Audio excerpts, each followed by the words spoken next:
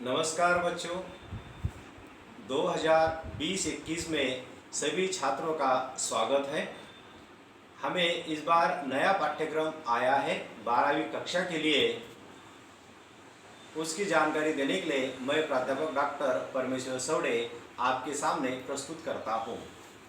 इस पाठ्यक्रम की पहली कविता है नवनिर्माण, त्रिलोचन जी द्वारा लिखित।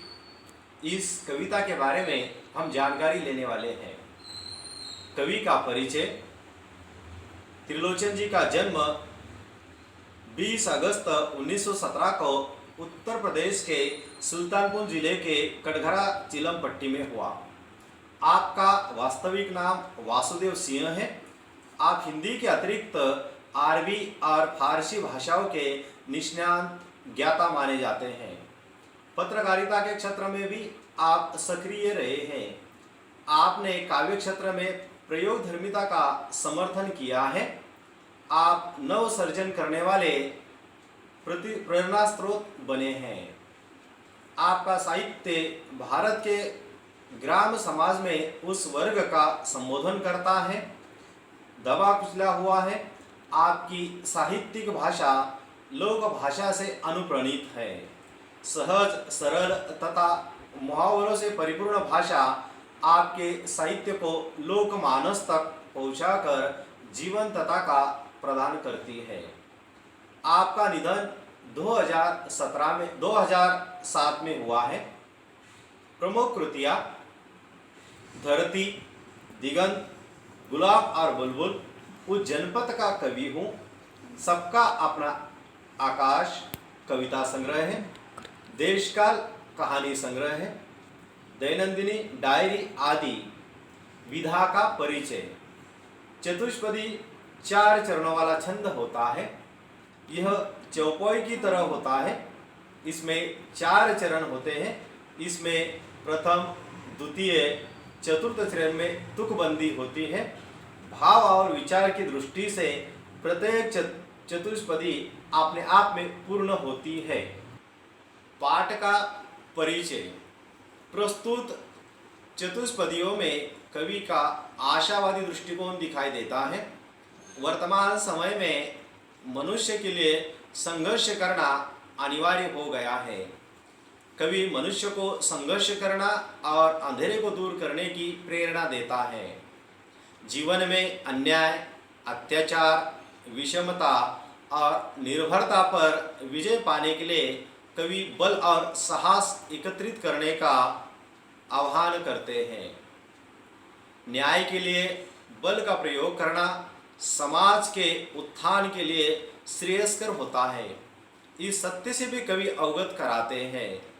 कवि का मानना है कि समाज में समानता, स्वतंत्रता तथा मानवता को स्थापित करना हमारे जीवन का उद्देश्य होना चाहिए। अब हम बच्चों कविता का पठन करेंगे।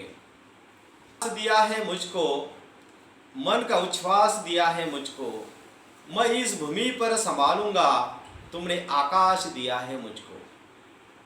सूत्र यह तोड़ नहीं सकते, तोड़कर जोड़ नहीं सकते, व्योम में जाए कहीं भी उड़ जाए, भूमि को छोड़ नहीं सकते।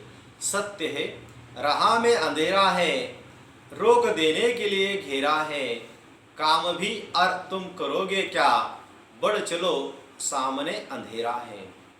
बल नहीं होता सताने के लिए, बल है पीड़ित को बचाने के लिए, बल है मिला तो बल बनो सको सबके, उड़ पड़ो न्याय दिलाने के लिए। जिसको मंजिल का पता रहता है, पथ के संकट को वही सहता है। एक दिन सिद्धि को शिखर पर बैठ, अपना इतिहास वही कहता है।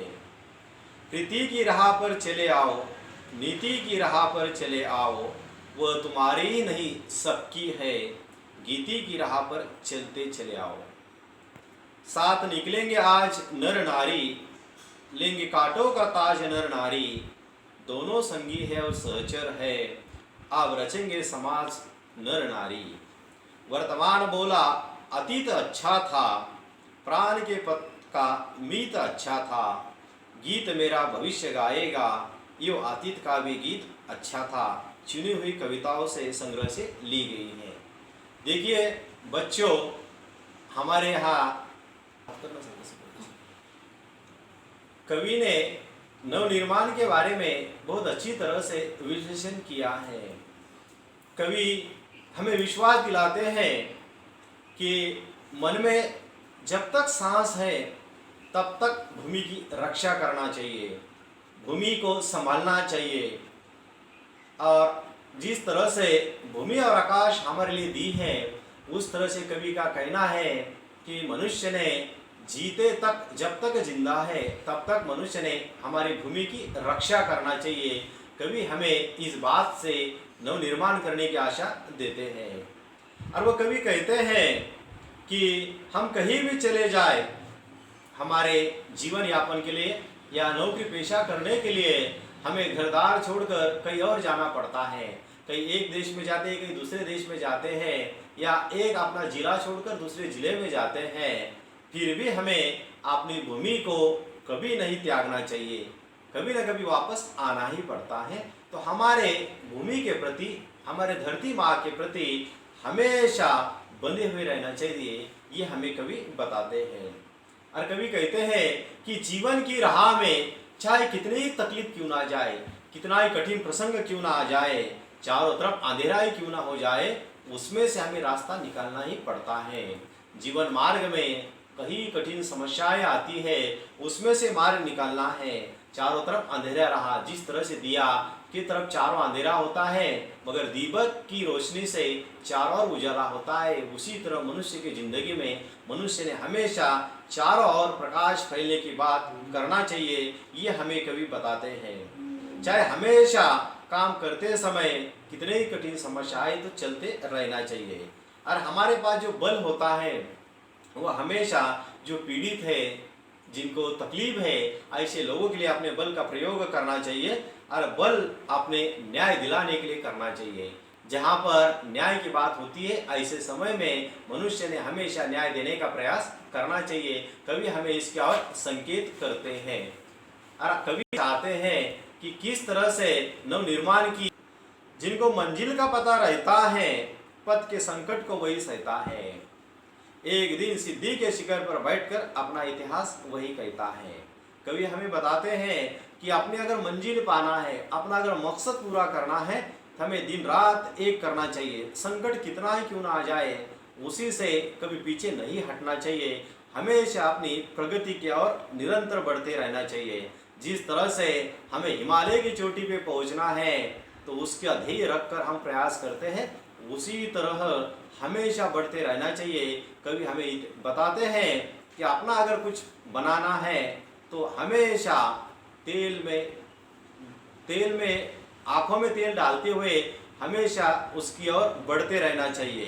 प्रीति की राह पर चलते आओ, नीति की राह पर चलते आओ, वो तुम्हारी नहीं सबकी है, नीति की राह पर चलते आओ। कवि हमें बताते हैं कि सभी के साथ प्रेम से संबंध रखना चाहिए और हमेशा नीति, परोपकार, अच्छी बातें करना चाहिए, क्योंकि अक्सर जिंदगी में वही हमारे साथ आता है। और वो कहते हैं कि हमेशा सत्य की राह पर चलना चाहिए, और इसी तरह से मंजिलें हम कवर कर सकते हैं। साथ निकलेंगे आज नर नारी, क्योंकि नर नारी मतलब जिस तरह से पति पत्नी होते हैं, एक गाड़ी पे जिस तरह से दो पहिए होते हैं, अगर एक गाड़ी का पहिया निकल गया तो गाड़ी आगे नहीं चल सकती। उस तरह से हमारे जीवन में पति पत्नी के संबंध होते हैं, तो वो हमेशा आगे चलते रहते हैं। चाहे कांटे कितने बिखरे क्यों ना हो, हम साथ में चलते रहना चाहिए। दोनों संगी और सहचर हैं, दोनों एक दूसरे के साथ अच्छी तरह से रहना चाहिए, और इसी तरह से हमारा नए समाज की निर्माण होती है, नया समाज निर्माण हो सकता है।